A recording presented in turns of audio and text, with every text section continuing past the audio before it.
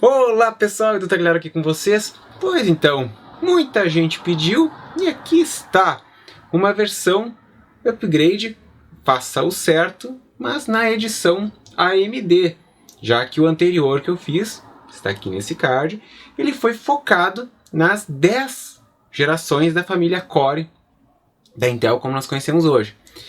E assim, eu acabei demorando um pouco para lançar esse vídeo, mais focado em AMD, porque justamente eu estava aguardando o lançamento da linha Zen 3, para manter o conteúdo o mais atualizado possível. Uma coisa que eu queria falar para vocês é que eu queria tentar, vamos dizer, seguir uma mesma timeline como a da Intel. Não foi possível seguir exatamente os mesmos moldes, que era algo, vamos dizer, seria uma linha do tempo de aproximadamente 10 a 12 anos. Acabei indo um pouquinho mais. Mas, importante frisar, é que eu vou me ater na linha doméstica. Então eu não vou entrar no mérito de processadores da linha Opteron ou mesmo da linha Threadripper, justamente para evitar confusão. E se vocês quiserem, eu posso fazer um vídeo mais focado nessas linhas. E se você não viu o vídeo da Intel, eu também fiz a mesma coisa lá naquela versão do vídeo onde eu tratei sobre Intel. Eu foquei apenas, vamos dizer assim, nas versões realmente destinadas ao público doméstico. Eu vou buscar seguir um caminho que transita alinhando na medida do possível sockets e arquiteturas, de modo a que a informação, enfim, possa ser condensada e melhor entendida.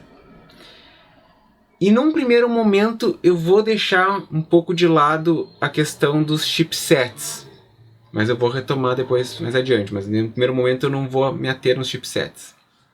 Outro ponto que convém mencionar também é que, diferente da Intel, a AMD restringe muito o acesso a detalhes técnicos sobre instruções, seus processadores e até mesmo de diagramas, o que acaba dificultando um pouco mostrar os avanços mais detalhadamente em cada plataforma. Começando a nossa jornada, o ano é 2006 e é lançado o socket M2, que depois fora renomeado para AM2, pois surgiram confusões na nomenclatura com os antigos processadores compatíveis com socket 5 e 7 que a Cyrix produziu, ou Cyrix se vocês preferirem. Para quem não sabe, a Cyrix ela era concorrente da Intel e da AMD. Ou seja, nós tínhamos 3 grandes players antigamente disputando esse mercado de processadores. No caso para PCs, enfim, na plataforma x86. O socket M2 com 940 pinos, ele surgiu para ser o sucessor do socket 939. E quando ele veio, ele não tinha, no caso ele não foi criado para ser compatível com o seu antecessor. E o grande trunfo do AM2, no seu lançamento, foi a transição da AMD para utilizar memórias padrão DDR2. E se você quiser saber mais sobre memórias, assista o vídeo que está aqui nesse card, onde eu trato especificamente sobre memórias. Aqui é interessante mencionar que nesse ano, pouco após o lançamento do socket AM2, a ATI começou a entrar num processo de fusão com a AMD. Então, no lançamento do AM2, a ATI ainda não era, vamos dizer assim, propriedade da AMD. Era, na verdade, um fornecedor, enfim, de GPUs e de chipsets. E aqui convém falar que ela não era a única fornecedora de chipsets. Nós tínhamos também chipsets da CIS, da VIA e, pasmem, da NVIDIA. Sim, para vocês verem como os tempos mudam. Eu não vou me aprofundar em cada chipset dessas famílias mais antigas, até porque o vídeo acabaria perdendo um pouco do sentido e ficaria maior do que ele é. Convém mencionar que os AM2 já contavam com um controlador de memória integrado no processador. Por sinal, o seu antecessor também já tinha.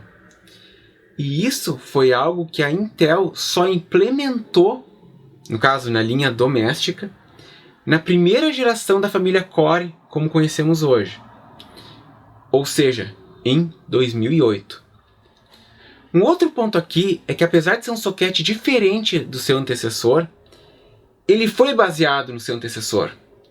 Porque, na verdade, a AMD, quando fez o socket 939, ela já o projetou pensando em aspectos que permitiriam evoluções, sem precisar, de fato, ter que desenvolver um socket completamente novo.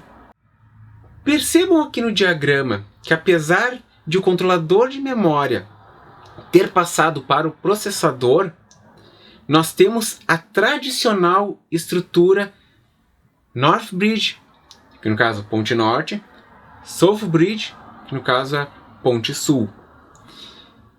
Aqui nós temos a versão do HyperTransport 2.0, operando a 1.4 GHz. Para entender o que é o HyperTransport, resumidamente o HyperTransport seria o sucessor por parte da AMD do Frontside Bus, ou FSB, que é o barramento que faz a conexão da CPU com a North Bridge, que por sua vez interliga com os demais componentes. Se vocês assistiram o primeiro vídeo Upgrade Faça o Certo, onde eu foco em Intel, você vai se lembrar do QPI, no caso dos processadores que usam o socket 1366. Explicando bem resumidamente o HyperTransport, porque se eu pegar o HyperTransport ou até mesmo o QPI, eles dariam conteúdo para um vídeo inteiro.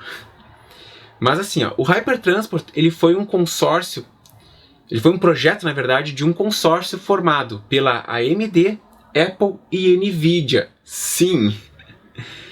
E se caracterizava, no caso ele foi caracterizado por ter uma largura de banda maior que o FSB tradicional, permitindo conexões ponto a ponto, bidirecionais e de baixa latência, com uma baixa latência.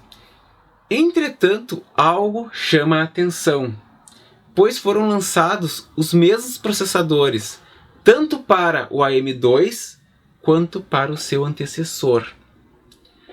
O mesmo, e quando eu digo o mesmo, é a mesma especificação, a mesma frequência, o mesmo tamanho de cache.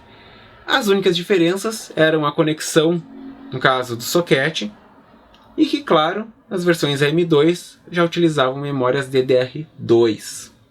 E no 939 as memórias eram do padrão DDR. Outro ponto também era a vantagem, no caso das versões que eram AM2, terem uma melhor eficiência energética. Só que o grande problema aqui nessa situação é que o desempenho de toda essa turma era equivalente. Ou seja, mesmo utilizando memórias DDR2, o desempenho era o mesmo. Ok, era para serem os mesmos processadores. E aqui nós percebemos o quanto o marketing de um novo padrão acaba sendo pura balela. Lembrem-se que eu falo sobre isso no vídeo sobre memórias, que eu explico, que eu falo isso, que numa interface de mudança entre dois padrões, quando os padrões enfim estão por serem alterados, o desempenho acaba sendo equivalente. E não, o que de certa forma não justifica uma corrida imediata para se usar a nova tecnologia de memórias. Convém mencionar que a arquitetura aqui é a K8, que é a mesma utilizada nos sockets anteriores, como eu falei, enfim, o 939, mas também no 754, que foi o antecessor do 939. Então, nós temos casos do mesmo processador com diferentes pinagens, que literalmente faz muita gente perder os cabelos nessa situação.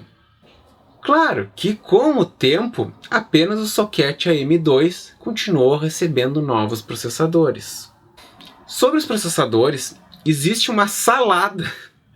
Então eu vou especificar por grupos para facilitar a identificação caso você queira pesquisar sobre algum modelo específico. Se eu fosse aprofundar demais e detalhar, eu só tonteria vocês aqui. Então, processador single core, nós temos os Athlon 64 da variante Orleans, que são produzidos em 90 nanômetros, com TDP de 62 watts. Athlon 64 da variante Lima, feitos em 65 nanômetros, com TDP de 45 watts. Sempron da variante Manila, produzidos em 90 nanômetros. E Semprons da variante Sparta, produzidos em 65 nanômetros. Agora, nos dual core, nós temos os Athlons 64X2 e Athlon 64FX, ambos da variante Windsor, produzidos em 90 nanômetros e TDP variando entre 65 a 125 watts. Temos também o Athlon 64X2 da variante Brisbane, produzidos em 65 nanômetros e com TDP entre 65 e 89 watts. E temos Opterons da variante Santa Ana, produzidos em 90 nanômetros e TDP entre 103 e 125 watts. Com relação a problemas no AM2, o fato é que nós temos alguns processadores que têm o seu multiplicador de clock ímpar. Sim, sem contar também com 0.5, mas apenas com um número ímpar. Então isso leva esses processadores a não conseguirem usar a plenitude da frequência das memórias.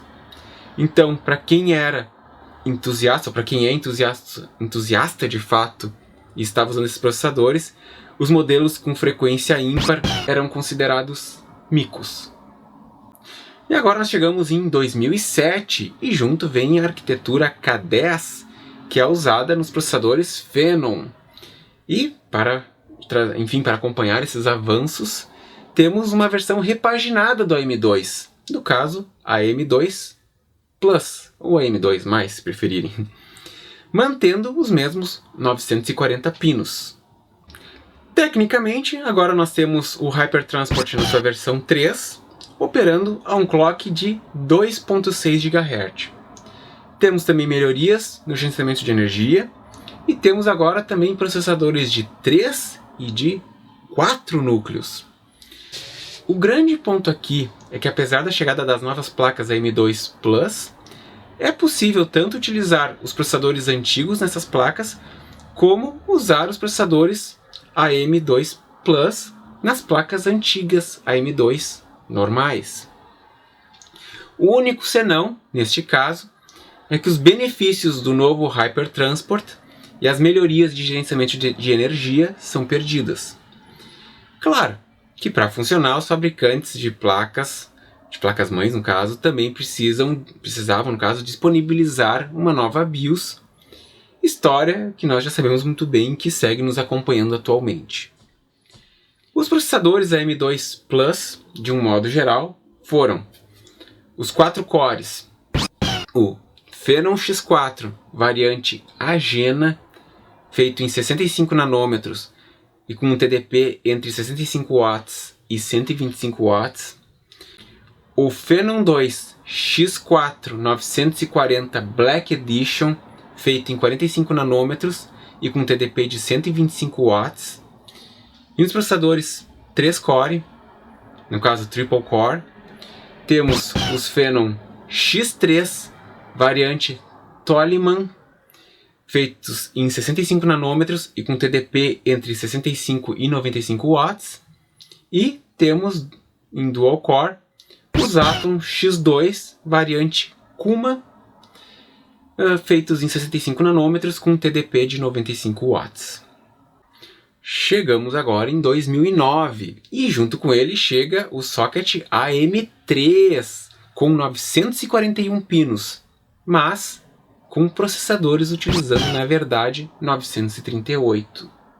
A arquitetura se mantém a K10 e a litografia de 45 nanômetros permite a elevação do clock, mas é importante lembrar que nos AM2 Plus nós tivemos apenas um processador feito em 45 nanômetros, conforme eu falei anteriormente. E percebam que o misto de lançamentos para diferentes plataformas, no caso sockets, seguiu. Mas aqui nós temos a chegada dos processadores de 6 núcleos, no caso os Phenom X2, X6, e que trouxe junto o Turbo Core, aquele boost extra no clock. E junto temos uma outra estrela também, o uso das memórias DDR3. Os processadores AM3 de um modo geral foram 6 cores, com 6 núcleos no caso. Tivemos os Phenom 2 X6 da variante Tuban, feitos em 45 nanômetros com TDP entre 95 e 125 watts.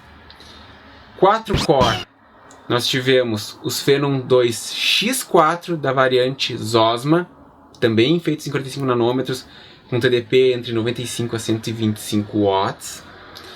Phenom 2 X4 da variante Deneb, também 45 nanômetros e com TDP entre 95 e 125 watts. Phenom 2 X4 variante Propus, feitos em 45 nanômetros também e com TDP de 95 watts. Tivemos Athlon 2 X4 variante Zosma, feito também em 45 nanômetros com TDP de 95 watts. E Athlon 2 X4 variante Propus, feito em 45 nanômetros e com TDP entre 45 e 95 watts. Dos Triple Core, nós tivemos os Phenom 2 X3 variante ECA, que com TDP de entre 65 e 95 watts. Tivemos também o Athlon 2 X3 variante HANA, com TDP entre 45 a 95 watts. Com Dual Core, ou 2 cores, tivemos o Phenom 2 X2 variante Callisto, com TDP de 80 watts. Tivemos Phenom 2 X2 variante Regor, com TDP de 65 watts. Tivemos também Athlon 2 X2 variante Regor, com TDP entre 25 e 65 watts. Tivemos também Sempron variante Regor, com TDP de 45 watts. E dos processadores de um núcleo, tivemos Athlon 2 variante Sargas, com TDP de 20 watts. E também Sempron variante Sargas, com TDP de 45 watts. Aqui nós chegamos num ponto curioso da longevidade. Na verdade, eu me refiro à compatibilidade de sockets. Porque nesse ponto, nós não podemos usar processadores AM2 e AM2 Plus, ou AM2+, nas placas AM3. E o motivo, justamente, é a falta do controlador de memória DDR3 nesses processadores. Agora, com as BIOS devidamente atualizadas, nós podemos utilizar processadores AM3 em placas AM2 e AM2 Plus. O ano agora é 2011 e junto chega o socket AM3 Plus, ou AM3+, se preferirem, com 942 pinos, e junto vem a arquitetura Bulldozer, com seus 32 nanômetros e 8 núcleos. E desses 942 pinos, no caso do socket, os Bulldozer utilizam 940 pinos. O importante frisar aqui é que a AMD, nesse ponto, ela vinha perdendo para a Intel em termos de desempenho. e já estava fazendo algum tempo que isso estava acontecendo. Por isso, os Bulldozer eram vistos como os processadores que iriam recuperar o posto de referência de desempenho para a AMD. Lembrando que a arquitetura anterior ela vinha desde 2003, ou seja, ela vinha desde antes do socket AM2. E este sim, no caso agora os Bulldozer, eles foram um novo produto e não um aprimoramento dos anteriores, como vinha sendo nos últimos modelos. E apesar de tudo isso, isso é curioso, porque existe uma compatibilidade conforme nós veremos adiante. Aqui, o Hypertransport foi aprimorado para a versão 3.1, funcionando a 3.2 GHz. O Turbo Core aqui vem na sua versão 2.0.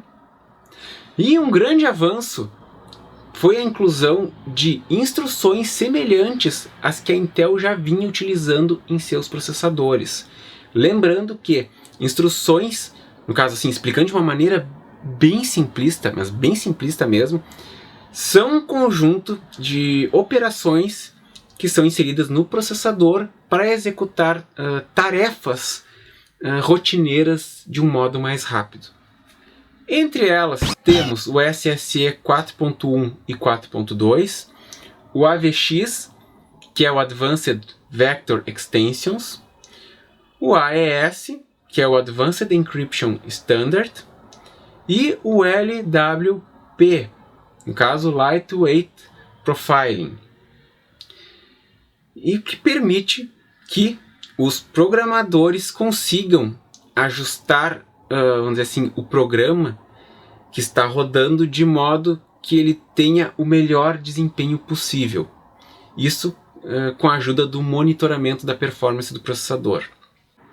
Um dos avanços que tinha como ideia bater no hyperthreading da Intel foi a forma como os processadores foram construídos. No caso, de um processador de 8 núcleos, que na verdade ele possuía 4 módulos, cada um com 2 núcleos. Tecnicamente, a ideia seria simplificar o processo de fabricação com isso. Só que isso, curiosamente, rendeu um processo de propaganda enganosa contra a AMD. Sim, e por quê? A acusação baseia-se pelo fato de que o seu funcionamento, cada módulo deve ser tratado como um núcleo que possui características como se fosse um núcleo duplo, e não de fato que cada núcleo dentro do módulo seja de fato um núcleo individual, assim dizendo. Bom, e para vocês terem a ideia, a AMD aceitou um acordo de 12 milhões de dólares para acabar com o processo. Outro ponto aqui também foi a evolução do Branch Predictor, que eu já expliquei resumidamente no vídeo, enfim, onde eu falo mais sobre Intel, upgrade com Intel, mas eu vou repetir aqui. O Branch Predictor é uma técnica, no caso são técnicas, para reduzir a perda de desempenho devido a conflitos ou desvios de operações condicionais. Então o que acontece? Ele faz uma previsão do que pode dar errado para organizar o fluxo. A explicação que eu já dei lá. É como se você estivesse dirigindo em um local, com seu GPS, enfim, no carro, e antes de entrar numa rua errada, digamos que você errasse o caminho, o seu GPS já lhe mostrasse imediatamente o novo caminho, enfim, que é um caminho corrigido, vamos dizer assim, sem que você precise, no caso, aguardar ele se recoordenar e entender que você de fato errou o caminho para então lhe mostrar um novo caminho. Então, como vocês podem ver aqui no diagrama, cada módulo desses, com 2 núcleos, tinha o seu próprio cache L2 compartilhado entre os 2 núcleos. E os 4 módulos compartilhavam o cache L3. Explicando a nomenclatura, FX seguida da numeração 4000 refere-se a processadores de 4 núcleos. O 6000 refere-se a processadores de 6 núcleos. E o 8000 para os processadores de 8 núcleos. O segundo dígito da numeração caracteriza a geração dentro da arquitetura. Ou seja, essa linha seria a linha, no caso, 8100, 6100 e 4100, basicamente. Claro, os dois últimos dígitos trataria como XX, pois poderia ser, por exemplo, 8150, 6150, 4150, por exemplo. Teria as variações dentro desses modelos. Alguns processadores famosos aqui são o FX 8170, o FX 6100 e o FX 4100. A variante de processadores aqui é a Zambezi. E um detalhe bem interessante, todos liberados para overclock. Com relação à compatibilidade, agora nós temos uma situação interessante. Algumas placas AM3 até podem suportar os processadores Bulldozer, se os fabricantes fornecerem atualização de BIOS. Entretanto, não basta a BIOS suportar. É possível, enfim, que o esquema elétrico da placa, ou até melhor dizendo, os VRMs, não comportem os Bulldozer. Então, este seria o motivo pelo qual a AMD oficialmente não dá suporte. No caso, para as placas AM3 poderem usar os Bulldozer. Já os processadores AM3 funcionam sem problemas nas placas AM3 Plus. E aqui já vem um problema. Aqui nós temos processadores ávidos por energia e bastante esquentados, com um TDP de até 140 watts. Entretanto, esses processadores tiveram o seu desempenho questionado, pois ele era um tanto inconsistente, pois os FX 8100 eram capazes de enfrentar os i5 de segunda geração, em alguns casos, mas em outros eles não conseguiam nem bater o seu antecessor Phenom 2 X6. Tanto que até o próprio antecessor da Lisa Su, que é, no momento que eu gravo esse vídeo, a atual CEO da AMD, e na época, no caso, que era o senhor Rory Reid, ele mesmo confirmou essa decepção geral um pouco antes dele deixar o cargo de CEO da AMD em 2014. E falando algo do tipo que era necessário vir uma nova arquitetura que surpreendesse os usuários. E em 2012, seguimos com o socket AM3 Plus, mas temos a chegada da linha Piledriver, que basicamente seria uma segunda geração da arquitetura iniciada com os Bulldozer, mantendo ainda a litografia de 32 nanômetros. A arquitetura Piledriver, além da linha FX, também foi aplicada na linha de APUs. Eu já vou falar a respeito disso. Assim como também na linha Opteron, que é a linha de servidores. Basicamente, foi uma atualização. E entre os pontos trabalhados, nós tivemos melhorias nas operações multithread, um aumento significativo no clock, Turbo Core na versão 3.0, melhoria no Branch Prediction, novas instruções AVX 1.1, um maior cache L1 e melhoria na eficiência do uso do cache L2. Seguindo seus predecessores, são liberados para overclock, só que temos aqui um TDP que varia entre 95 a 220 watts. O ganho de desempenho aqui foi algo na casa dos 20%, com números bem mais consistentes do que o seu antecessor. Alguns processadores famosos aqui são o FX 9590, o FX 8300, o FX 6300 e o FX 4300. Um detalhe aqui convém mencionar, apesar do 9590 ter sua numeração começada com 9, ele não tem 9 núcleos, ele é um processador de 8 núcleos. Fique atento. Os processadores aqui são da variante Viscera.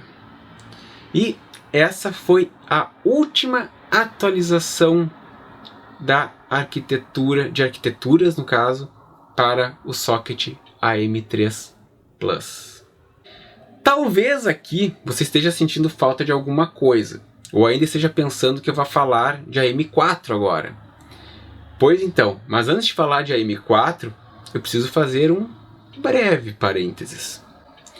Quando surgiu o socket AM3, surgiu outra coisa junto com ele, que foi o socket FM1. E junto com esse socket FM1 vieram APUs, no caso processadores com gráficos integrados, derivados dos Athlon 2. Ou seja, enquanto a AM3 Plus ficou sendo uma linha voltada para o alto desempenho e necessitando de uso de uma placa de vídeo dedicada, o FM1 buscava ser uma solução mais econômica. E no caso, o FM1, o conector dele era de 905 pinos e utilizava memórias DDR3. Aqui encontramos a maior diferença em termos de design quando comparados ao AM3 Plus. Diferença essa que acaba com a Northbridge, que é o Fusion Controller Hub, também chamado de FCH. O FCH ele deixa de utilizar uma Northbridge, passando o acesso da GPU diretamente para a CPU. Algo que a Intel chama de solução de 2 chips. A conexão da CPU com o FCH é chamada de UMI, ou no caso Unified Media Interface, que é bem mais modesta que o Hypertransport, que aqui justamente pelo acesso direto de CPU a GPU acaba perdendo de certa forma o sentido de existir. E aqui a AMD começou a bater forte no aspecto de GPUs integradas, pois alguns modelos, mesmo com a CPU sendo mais fraca, conseguiam ter um desempenho gráfico superior a processadores de linha superior da Intel. Mas cabe lembrar que apesar do predomínio de APUs nessa plataforma, tivemos também processadores sem GPUs integradas. Alguns processadores aqui no socket FM1 foram o E2 3200, o Athlon 2 X4 651, o A4 13400, o A6 13600 e o A8 3870. E detalhe, esse A8 3870 ele era desbloqueado para overclock. E todos esses processadores eram baseados na arquitetura K10. E outro detalhe também, que todos os processadores FM1 são da variante Liano. Entretanto, o FM1 teve uma vida curta, pois em 2012 surgiu o seu sucessor, o socket FM2, com 904 pinos e baseados na arquitetura Piledriver, o que trouxe grandes avanços em termos de desempenho para as APUs, isso no quesito CPU. O FM2 também utiliza memórias padrão DDR3 2133. Convém mencionar também que alguns notebooks fizeram uso desse socket. O TDP dos processadores desse socket vai de 65 watts até 100 watts e temos processadores como exemplo os Athlon X2 340, Athlon 2 X4 750, A4 4000, A6 6300, A8 6500 e A10 6800. E as variantes dos processadores aqui são Richland e Trinity. Em 2014 chega o socket FM2 Plus, ou no caso FM2+, se preferirem, com 906 pinos e baseados na arquitetura Streamroller, que seria a terceira geração da linha iniciada no Bulldozer. E dentre os avanços, nós temos suporte ao PCI Express 3, para, no caso, as GPUs, e PCI Express 2 para os demais componentes, assim como também temos o suporte para DDR3 2400. O foco na arquitetura Steamroller foi melhorar o paralelismo, assim como também tivemos melhorias no Branch Predictor e aumento do cache e otimização do uso do cache também. Em termos de compatibilidade, os processadores FM2 podem ser utilizados nas placas FM2 Plus, mas os processadores FM2 Plus não servem nas placas FM2 normais. E o impedimento é físico mesmo. O processador FM2 Plus não conecta na placa FM2 convencional. Agora, em 2015, com o FM2 Plus sendo a plataforma titular, chegamos na arquitetura Excavator, a quarta geração baseada na Bulldozer. E dentre os processadores nós podemos citar o Athlon X2 450, o Athlon X4 880K, o Pro A4 8350B, o A6 7480, o A6 8550, o A8 7680 e o A10 7890K.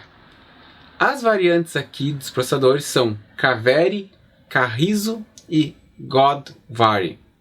Fazendo um breve retorno para 2014, a AMD também lançou o socket AM1 com 721 pinos, pois, de certa forma, na evolução do FM2 para o FM2 Plus, perdeu-se a essência do baixo custo, ainda mais com o término da linha FX e do socket AM3 Plus.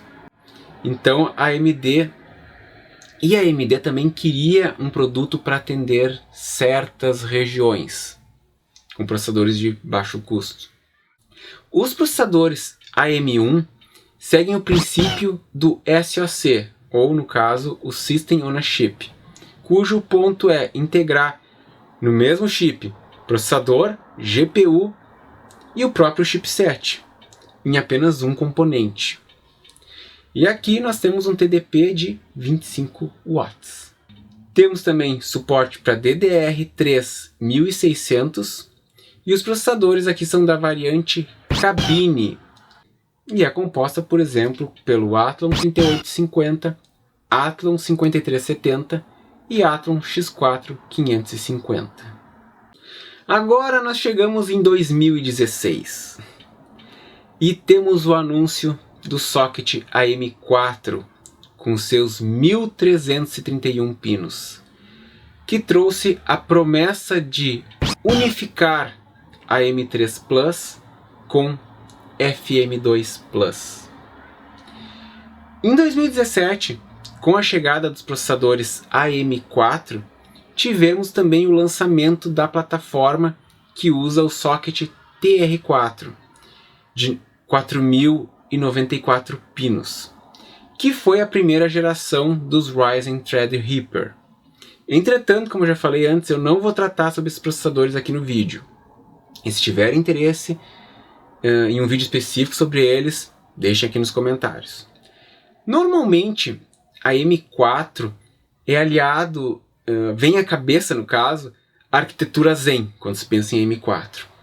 Mas não é bem isso exatamente, pois nós tivemos um período de transição entre a linha Excavator até a chegada de fato da linha Zen em 2017.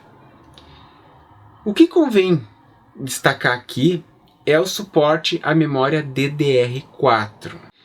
E agora, analisando o diagrama de funcionamento, percebemos a herança FM2 Plus e uma pitada de AM1, mas com mudanças substanciais. O que chama atenção, observem, que o processador tem capacidade de controlar as coisas, tendo no caso um design SoC. Infelizmente, a AMD não disponibiliza muito material técnico para o público da mesma maneira que a Intel faz. Então esse é o mapa mais completo, claro, mas de forma simplificada, é meio contraditório isso, que eu consegui montar para vocês entenderem o funcionamento. Esse controle que o processador pode ter, que basicamente pode funcionar sem precisar de um chipset, assim como faz já os processadores AM1, ele apareceu recentemente tratando-se do Knoll Activator, que basicamente seria um chip que diria ao processador: olha, meu amigo, você está por conta, é tudo contigo. E é claro que o Knoll Activator, no caso esse conceito SoC, ele é mais voltado para integradores. No caso, Lenovo, Dell, enfim. Esse assunto, depois que veio a história do Knoll Activator, ele acabou sendo esquecido. Mas sem o público perceber, ele meio que está voltando agora, no final de 2020, com os mini PCs Ryzen que andam aparecendo. E esses mini PCs, no caso, vêm com o chip, que seria com o chipset, que na verdade não é bem um chipset, X300. Que na verdade trata-se de um chip que faz o Knoll Activator. Essas comunicações entre CPU e o chipset ocorrem pelo SDF, que seria o Scalable Data Fabric, que não é algo tão divulgado como era o seu antecessor, no caso, o Hypertransport. O SDF ele é uma das partes do complexo Infinity Fabric, que eu não vou aprofundar aqui, porque eu acho que não é bem o foco desse vídeo. Agora, um ponto muito importante aqui no diagrama, onde eu mostro SATA/NVMe ali, eu me refiro ao controle do slot M2. O que é o M2? É uma interface híbrida SATA PCI Express. Esta seria a nomenclatura correta, pois NVMe, na verdade, é um protocolo que veio para substituir o AHCI, que é utilizado pelo padrão SATA.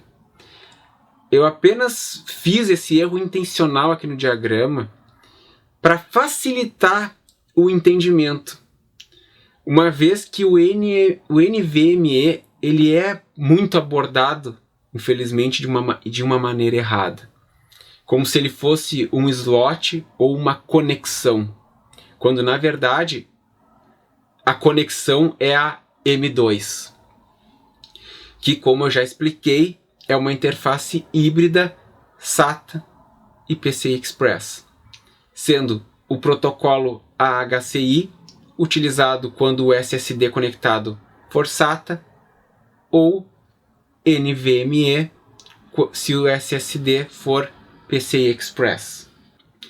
Os primeiros chipsets lançados para a M4 foram o A320, o B350 e o X370. Nesse começo de M4, tivemos a primeira geração Zen e processadores da arquitetura Excavator. Iniciando pelos processadores da linha Excavator, eles são da variante Bristol Ridge e são feitos na litografia de 28 nanômetros. Podemos citar entre eles o Atom X4 940, 950 e 970, e as APUs, no caso, A6 9400, A8 9600, A10 9700 e A12 9800. Essa linha tem um TDP entre 35 a 65 watts. E agora chegamos no ponto onde ocorreu, na verdade, a ruptura com o passado, a arquitetura Zen, que chega com a litografia de 14 nanômetros, com uma melhor eficiência energética, com capacidade de multithread, com a inclusão do Micro Operation Cache, que, explicando de uma maneira bem simplificada, ele basicamente mantém instruções já decodificadas e que estejam num uso frequente num só lugar, ou seja, essa informação não fica sendo refeita e sendo gravada em outras posições, ou seja, optimiza a sua utilização. Porque antes, como eu expliquei ali, essa operação ela ficava espalhada pelo cache. E outro ponto aprimorado foi também, mais uma vez, o Branch Prediction. E nós temos agora também o Precision Boost. Com relação à sua construção, a arquitetura Zen deixa aquele conceito de módulo com núcleos duplos e passa a usar o CCX e o CCD. O CCX é o Core Complex, que basicamente é um composto de 4 núcleos, sendo cada núcleo individual com seus próprios cache L1 e L2, mas compartilhando o cache L3. Já o CCD, que é o Core Chiplets Dies, trata-se de uma dupla de CCX que é emparelhada pelo Infinity Fabric. E quando o processador tem mais de um CCD, então nós temos esses CCDs também unidos pelo Infinity Fabric. Em uma explicação bem simplificada, imagina que você mora em um apartamento que tenha 4 cômodos, em um prédio de 2 andares que tem 2 apartamentos por andar. O seu apartamento de 4 cômodos seria um CCX, e você transita facilmente entre os cômodos. Agora pense que você tem que ir no apartamento do seu vizinho de andar. Então você terá que acessar o corredor do prédio, que seria o Infinity Fabric, para então chegar no outro apartamento. Percorrer a distância entre os cômodos de um mesmo apartamento é mais rápido do que percorrer os cômodos entre os apartamentos, no caso. Agora pense que você tem que acessar um apartamento de um outro andar, seja de escada ou elevador, que também é o Infinity Fabric. E o tempo para percorrer é maior do que entre os apartamentos do mesmo andar. E muito maior do que entre os cômodos apenas. Eu trouxe esse exemplo, vamos dizer assim, negativo de certa forma, pois é algo que eu vou abordar adiante. E não fazia o sentido eu contar essa história, contar a história sem ser negativa, mostrando as latências, porque eu teria que repetir a explicação mais adiante novamente. Então eu já trouxe a explicação do conceito do CCX e do CCD, mas de uma forma já negativa, explicando o porquê das latências. Apesar desse detalhe das latências, esse modo de construção permite uma fácil escalabilidade em termos de núcleos. E além de dispensar diferentes barramentos. Eu não vou aprofundar, mas se vocês quiserem, deixem aqui nos comentários que eu faço um vídeo sobre, no caso, a AMD Infinity Architecture. Na linha Zen de primeira geração, temos suporte para as memórias DDR4 2666, ou 667, como alguns gostam de chamar.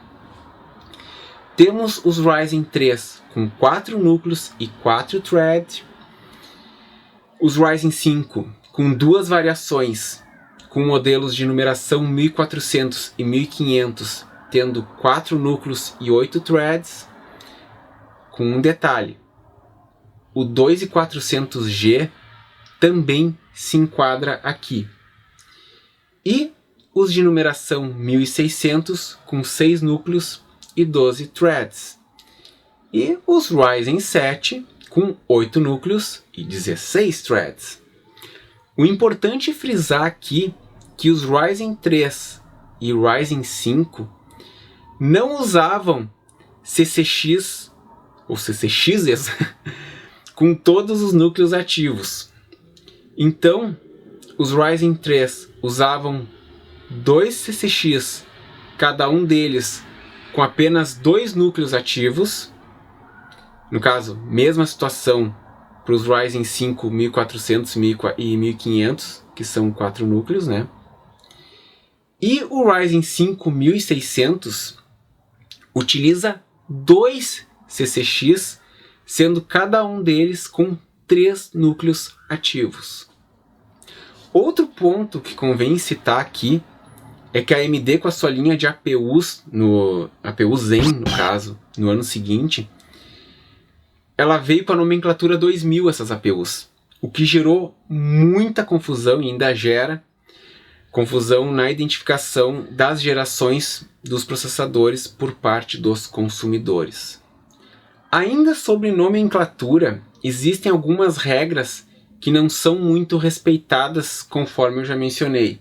Entretanto, a letra G no final significa gráficos integrados, a letra X, que o processador no caso utiliza o XFR, que seria um aumento de frequência além do Precision Boost, e o XT, que seria o Extreme, que na verdade seria uma versão melhorada de um processador X.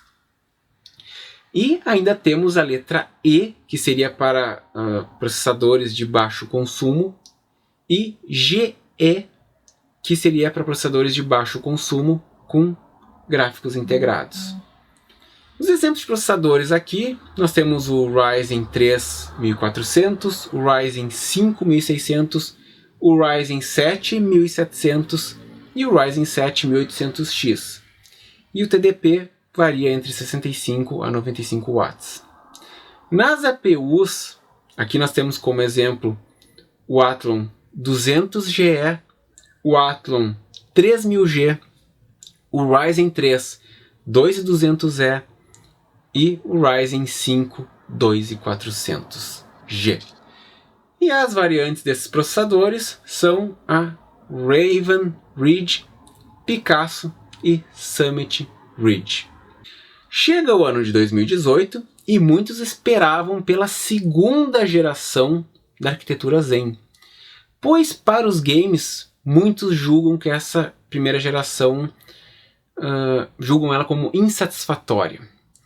Mas em produtividade a coisa de certa forma ficou feia para a Intel. Só que ao invés da segunda geração de fato, vamos dizer uma linha Zen 2, nós tivemos a chegada da linha Zen Plus, que veio na litografia de 12 nanômetros, que trouxe um aumento das frequências, o Precision Boost 2.0, melhorias no consumo de energia e suporte para memórias DDR4 2933. Fala-se que, enfim, esses incrementos trouxeram uma melhoria de desempenho na faixa de 10%. Tecnicamente, pode-se dizer que foi um refresh da linha Zen. Junto com a linha Zen Plus, também vieram os chipsets B450 e X470, substituindo o B350 e o X370. Um destaque nos processadores, em termos de evolução para a geração anterior, foi o Ryzen 3 2300X, que veio na configuração de 1 CCX com 4 núcleos ativos. Os Ryzen 3 seguem com 4 núcleos e 4 threads. O Ryzen 5 2500X e o 13400G vem com 4 núcleos e 8 threads, e os demais Ryzen 5 são 6 núcleos com 12 threads. E os Ryzen 7 seguem com 8 núcleos e 16 threads. Dois processadores que não são APUs, que são Zen Plus, mas que não respeitaram numeração na nomenclatura, foram o Ryzen 3 1200AF e o Ryzen 5 1600AF. Alguns processadores como exemplo aqui são o Ryzen 3 2300X, o Ryzen 5 2600, o Ryzen 7 2700 e o Ryzen 7 2700X. E o TDP varia de 45 a 95 watts. Nas APUs temos, por exemplo, o Ryzen 3 13200G e o Ryzen 5 13400G. E as variantes aqui são Picasso e Pinnacle Ridge. Agora estamos em 2019 e chegou a arquitetura Zen 2, ou Zen 2 para quem prefere assim, utilizando a litografia de 7 nanômetros e trazendo suporte para PCI Express versão 4, assim como também o suporte para as memórias DDR4 3200. Uma mudança física que ocorreu foi os demais dispositivos serem movidos para um outro chip no processador, deixando o CCX em chips exclusivos para eles. Assim passamos a ter, no caso, um design multi-chip no processador. Tivemos também uma mudança no processo de soldagem dos CCDs, que passaram a utilizar cobre no composto. Na verdade é um pouquinho mais complexo, mas enfim, não vai mudar aqui o entendimento. Mas ajuda a explicar, enfim, uns processos de melhorias na construção.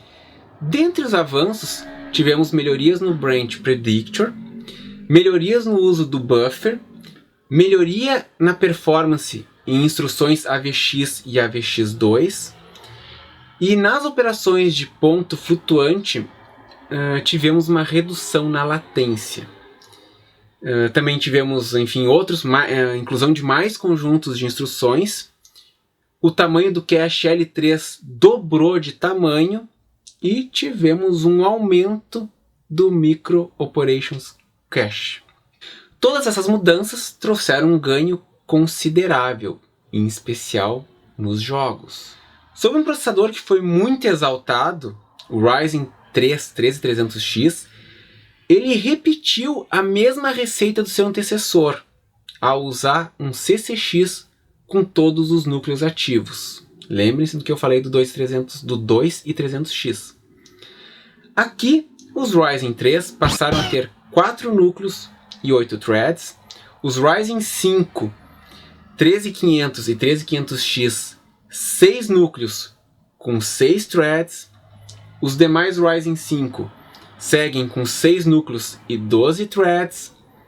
Os Ryzen 7 têm 8 núcleos e 16 threads. E aqui temos a chegada do Ryzen 9, que tem 16 núcleos e 32 threads na versão 3950X, enquanto os demais Ryzen 9 têm 12 núcleos e 24 threads. Alguns exemplos aqui são o Ryzen 3 13300X, o Ryzen 5 13600, o Ryzen 7 13700X e o Ryzen 9 3950X. No caso das APUs, temos a linha 4000G e como exemplo temos o Ryzen 5 4600G e o Ryzen 7 4700G. As variantes aqui são Matisse, Matisse 2 e Renoir. Junto com os primeiros Zen 2, chegaram também, veio junto o chipset X570, com suporte para PCI Express 4, que no caso já é utilizável pelos processadores Zen 2, mas que na verdade esse chipset ele abre o caminho para Zen 3. E o X570 ele substitui o X470. E com relação às APUs, um detalhe a mencionar é que elas passam a ter o mesmo número de núcleos e threads que as versões sem APU. Então, fala-se que o 4700G, no caso o Ryzen 7 4700G, ele estaria no nível de um Ryzen 7 13700. E 2020 chegou, um ano bastante atribulado, mas apesar de tudo isso, com vários lançamentos de peso. E dentre esses lançamentos, tivemos a chegada da arquitetura Zen 3. Nisso, nós também tivemos a chegada dos chipsets A520 e B550, complementando a nova geração de chipsets. E, no caso, o B520 substituindo o A320, que ainda não havia tido um substituto no segmento de chipset de entrada. E, no caso, o B450 sendo substituído no segmento intermediário. Com relação à arquitetura Zen 3, a litografia ela segue em 7 nanômetros, com uma mudança considerável no CCD, que agora ele passa a ser composto por um único CCX, este com 8 núcleos. Lembrem-se que até Zen 2 eram 2 core complex de 4 núcleos. Com esta configuração, todos os 8 núcleos existentes no CCD passam a se comunicar diretamente e acessando também diretamente o cache L3, sem a necessidade de passar pelo Infinity Fabric. Em outras palavras, a necessidade dos núcleos precisarem passar pelo Infinity Fabric para comunicar-se com outros, agora ocorre somente em processadores com mais de 8 núcleos. Um recurso interessante é o Smart Memory Access, que permite ao processador Zen 3 acessar diretamente a memória das novas GPUs AMD. Dentre as melhorias, temos o aprimoramento no Branch Predictor, que recebeu uma atenção especial, e um maior suporte às instruções AVX2, somados também a um cache muito generoso. Essas são apenas algumas das melhorias. Tais avanços, segundo a AMD, estariam trazendo um ganho de 19% de desempenho perante aos processadores da geração Zen 2. Os processadores, como exemplo aqui, nós temos o Ryzen 5 5600X, o Ryzen 7 5800X, o Ryzen 9 5900X e o Ryzen 9 5950X.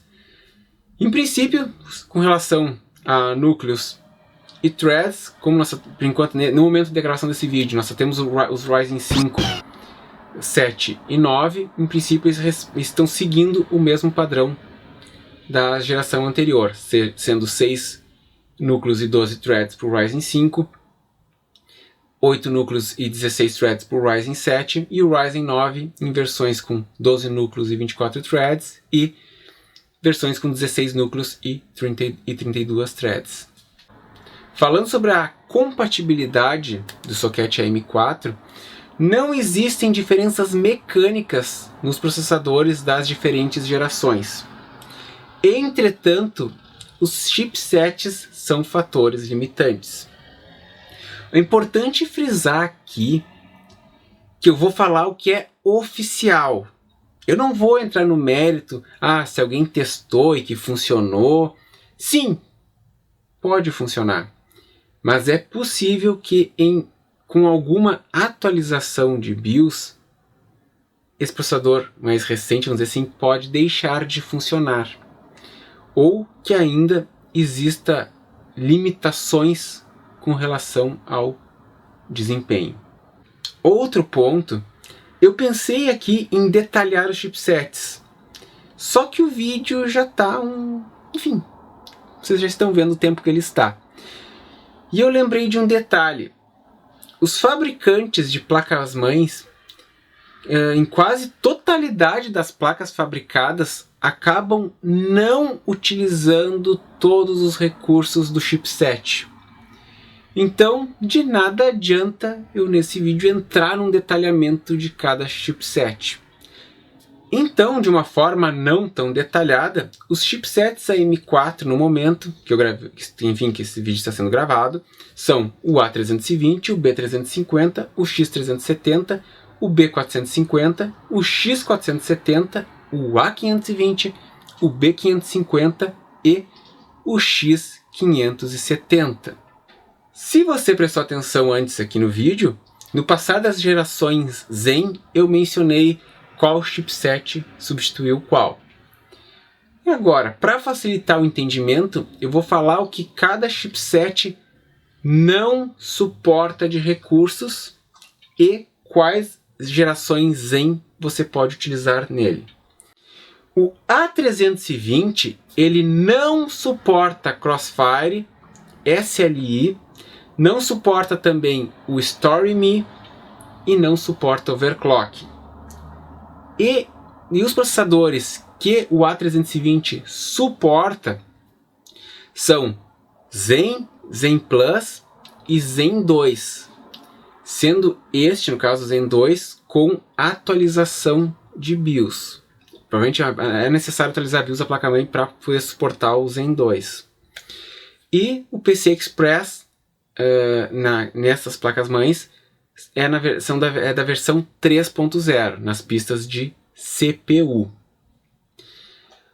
O B350 ele não suporta SLI, mas suporta o Crossfire. E ele também não suporta o StoryMe. E dentre os processadores que ele suporta estão o Zen Plus e o Zen 2. Enfim, ele repete a mesma situação do A320, suportando o Zen Plus, Zen 2. E também o PCI Express dele, nas pistas de CPU, é da versão 3. O X370, ele suporta, né, o SLI e o Crossfire, mas não suporta o StoryMe.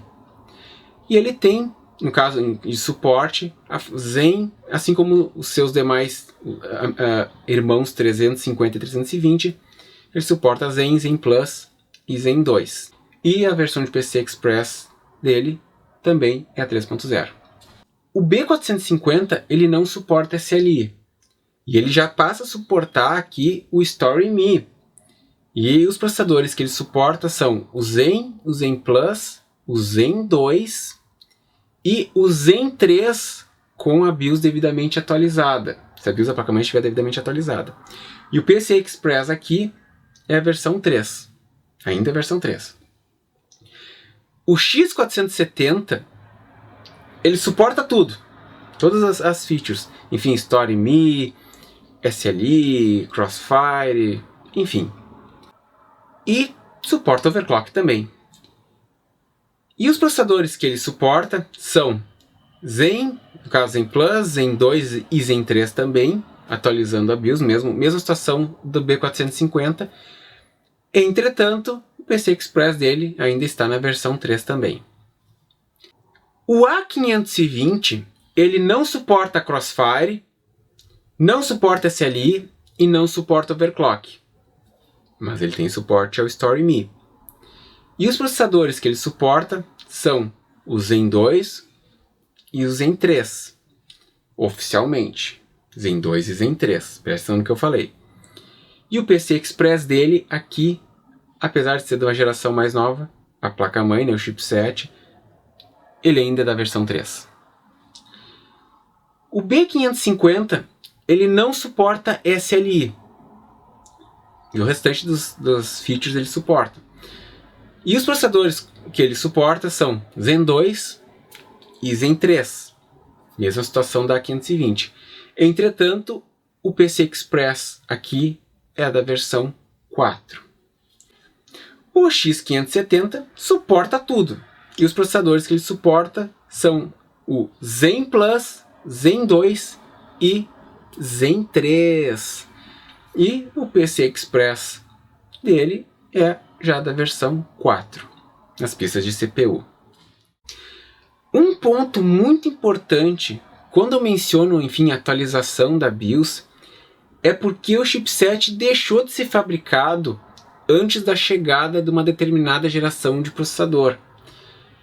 Então existe o suporte oficial, só que é preciso atualizar a BIOS. Outro ponto é que mesmo tendo suporte oficial, pode ser necessário ter que atualizar a BIOS para ter o pleno funcionamento do processador. Então aquela coisa, você pode colocar o processador na placa-mãe, digamos uma que não tenha suporte, ele pode funcionar, mas provavelmente ele não está funcionando em plenos recursos.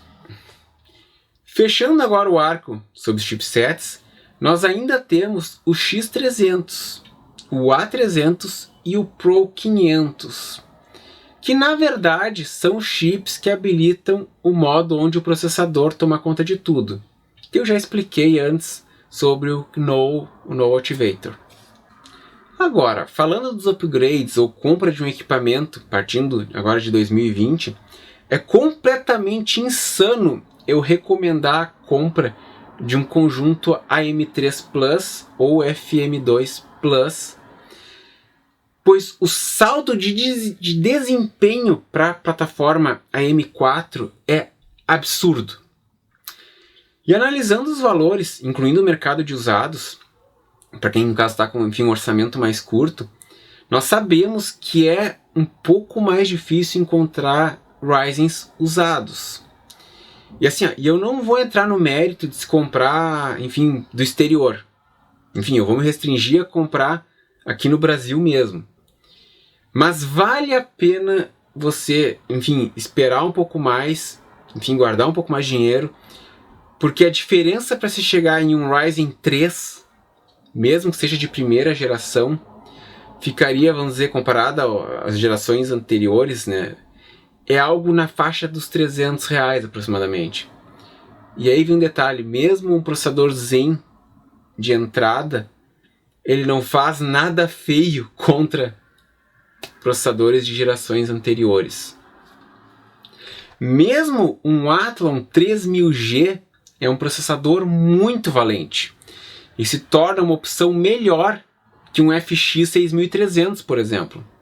Mesmo que ele não vença em todos os aspectos, mas um setup com um 3000G, por exemplo, ele lhe abre um leque absurdo para upgrades futuros. Ou seja, prefira os AM4, mesmo que seja de uma linha básica, pois a diferença de preço ela é perigosamente próxima. Mas falando em AM4 de entrada, evite, enfim, fuja dos processadores que não são Zen, ou seja, a linha A4, A6, A8, A10, A12 ou os Athlon X4. No caso desses Athlon X4, os X4 eles ainda são baseados na arquitetura antiga. E assim, eu digo fuja, pois normalmente os valores desses processadores não compensam. Não justifica você ter que comprar um processador desses. Agora, se você já tem um sistema com a M2 ou a M2 Plus, por exemplo, enfim, você está com memórias DDR2, então dependendo do processador que você está utilizando, pode parecer tentador um processador AM3 como um Phenom 2 X6 de 6 núcleos, por exemplo. Mas acredite, pelos preços que andam sendo cobrados, adicionar esse valor que você estava disposto a investir tipo num Phenom 2X6, se você vender o seu conjunto atual, somando esse valor junto, você vai estar muito próximo de um AM4 de entrada. E acredite, um Zen Dual Core como o Athlon 3000G é uma opção muito melhor. Se você está com um conjunto AM3 ou AM3 Plus básico ou intermediário, não compensa investir em um processador top também, pelas mesmas razões, pois os valores ficarão perigosamente próximos dos AM4. Mas, se você tem um conjunto top AM3 Plus, como por exemplo um FX 8370 ou um FX 9590, você realmente não precisa cortar os pulsos, sair correndo, cortando os pulsos para trocar esse equipamento. Mas, se você estiver pensando na troca, um Ryzen 3 Zen ou Zen Plus vai trazer benefícios, trará benefícios, mas eles não serão tão substanciais. Então o ideal seria então partir para um Ryzen 5 ou um Ryzen 7. Entretanto, da linha Zen 2 em diante, mesmo um Ryzen 3 já vai lhe trazer muitos ganhos. Se você já tem um sistema AM4 de primeira geração, no caso Zen, tecnicamente falando, você pode facilmente substituir o seu processador. Entretanto, por mais tentador que possa parecer investir num processador mais potente da mesma geração, em função dos preços, eu aconselho segurar o ímpeto e mudar para algum processador superior da geração Zen 2. Ou seja, você deve pular a linha Zen Plus. Então, se hoje, por exemplo, você tem um Ryzen 3 1200, mude para um Ryzen 5 3600, para sentir de fato uma mudança substancial em tudo. Partindo agora, mesmo que você tenha uma placa-mãe básica e tenha um processador de entrada, como a linha A, ou no caso um Athlon 200G ou 3000G, mudar no caso para um Ryzen 5 ou 7, modelo não X, das gerações Zen ou Zen Plus, ou no caso um Ryzen 3 da linha Zen 2, é um investimento que vale a pena, dependendo do uso que você faz do seu computador, pois basta trocar o processador. Só que lembre-se que você está sendo um processador com gráficos integrados, então você terá também que investir numa placa de vídeo dedicada, pois nesse ponto eu não recomendaria você então partir para um Ryzen 3 ou 5 da família 2000G ou 3000G. Porque assim, vai existir um ganho indo para um Ryzen com APU integrada, no caso da linha 2000 ou 3000, mas ele não vai ser proporcional ao custo do que você vai ter que investir. Então assim, o ideal seria então investir numa placa de vídeo e partir para um processador Ryzen modelo não G. A exceção, neste caso, seria se você já estivesse olhando, no caso, um Ryzen da família 4000G. Se você tem um Ryzen 7 de primeira geração, nós temos um cenário um pouquinho mais complicado. Salvo se você precisa ter todos os FPS disponíveis, você precisa de FPS, ele é um processador, o Ryzen 7 1700, que você pode segurar tranquilamente por mais um tempo. Na verdade, você pode levar ele até o final da vida do socket AM4, porque a princípio ele encerra-se com a linha Zen 3. Em todos os exemplos acima, se você por acaso estiver com uma placa já da segunda leva de chipsets, como no caso B450 ou X470, você pode acrescentar o Zen 3 nas mudanças. E neste caso, você pode manter a mesma posição hierárquica. Ou seja, se tens um Ryzen 5, troque por outro Ryzen 5.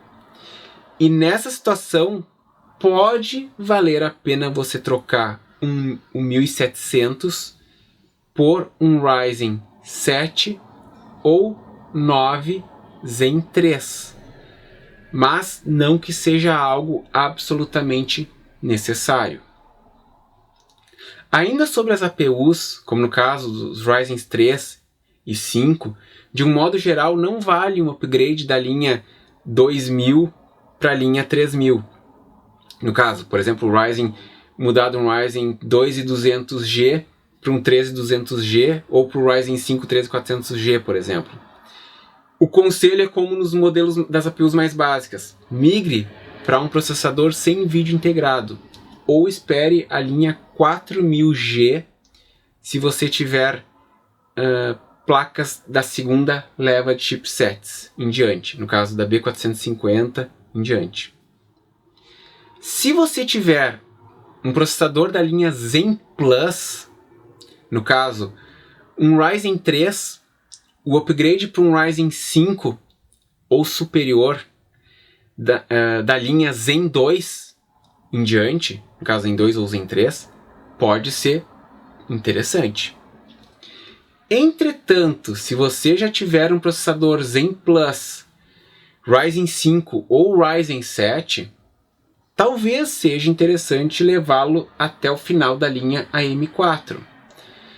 Eu não vejo os upgrades como realmente vantajosos em termos de custo-benefício, a menos que você realmente precise de mais núcleos. Então parta para o Zen 3, mas evolua do Ryzen 5 para o 7 e do 7 para o 9. No caso de você já estar na linha Zen 2, salvo se você esteja precisando de mais núcleos, não seria o momento de migrar para a linha Zen 3. Continue com seu Zen 2. Agora, é importante lembrar, nesses upgrades sugeridos, que você tem que levar em conta sempre a capacidade da sua placa-mãe. Ou seja, um processador Ryzen 7 ou 9 de final X ou XT, ele pode exigir demais da sua placa-mãe se ela for básica em questões de VRM, por exemplo. E você então não vai conseguir o desempenho pleno desses processadores se a sua placa-mãe não estiver apta realmente a recebê-los. E convém lembrar que é provável